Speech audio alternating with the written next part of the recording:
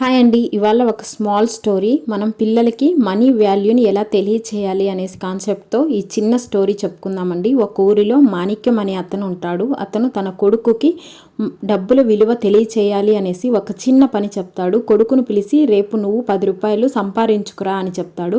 ఆ పిల్లాడు వాళ్ళ అమ్మ దగ్గరికి వెళ్ళి అడుగుతాడు. వాళ్ళమ్మ పోపుల డబ్బాలో పెట్టుకున్నటువంటి 10 రూపాయలని తీసి ఇస్తుంది. ఆ పిల్లోడు, నాన్న నేను 10 రూపాయలు తెచ్చాను అనేసి వాళ్ళ నాన్నకు చెప్తాడు. అప్పుడు వాళ్ళ నాన్న ఈ 10 రూపాయలని నువ్వు తీసుకెళ్ళి పెరట్లో ఉన్నటువంటి బావిలో పడేయి అని చెప్తాడు. ఆ పిల్లోడు ఏం మాట్లాడుకున్నా ఆ 10 రూపాయలని తీసుకెళ్ళి బావిలో పడేసేస్తాడు.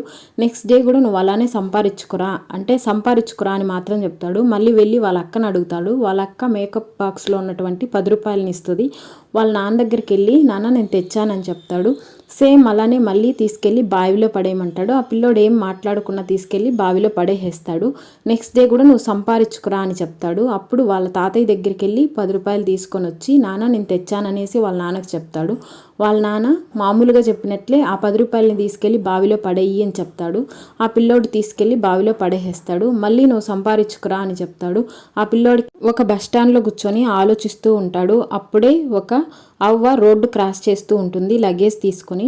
ఆ పిల్లాడు వెళ్ళి ఆ అవ్వకు హెల్ప్ చేస్తాడు. అప్పుడు ఆ అవ్వ వాళ్ళ హస్బెండ్ తనకి 10 రూపాయలు ఇస్తాడు. ఆ డబ్బులు తీసుకెళ్ళి నాన్న నేను తెచ్చాను 10 రూపాయలు అనేసి వాళ్ళ నాన్నకు చూపిస్తాడు. మళ్ళీ వాళ్ళ నాన్న తీసుకెళ్ళి బావిలో పడేయి అని చెప్తాడు. అప్పుడు ఆ పిల్లోడు క్వశ్చన్ రైజ్ చేస్తాడు. నాన్న ఎందుకు నువ్వు ప్రతిసారి బావిలో పడేయమని చెప్తున్నావు అనేసి. అప్పుడు వాళ్ళ నాన్నకు అర్థమవుతుంది తను కష్టపడి తెచ్చాడు కాబట్టే దానికి క్వశ్చన్ రైజ్ చేస్తున్నాడు. అంటే కష్టం విలువ తెలిసింది, అది మనీ వాల్యూ తెలిసింది అని వాళ్ళ నాన్నకు అర్థమవుతుంది అనమాట. ఈ మోరల్ ఆఫ్ ద స్టోరీ వచ్చేసి మనం పిల్లలకి మనీ వాల్యూతో పాటు వాటర్ సేవింగ్, ఫుడ్ సేవింగ్ కూడా ఎక్స్ప్లెయిన్ చేయాలండి. స్టోరీ నచ్చినట్లయితే మన పేజ్ని ఫాలో అవ్వండి.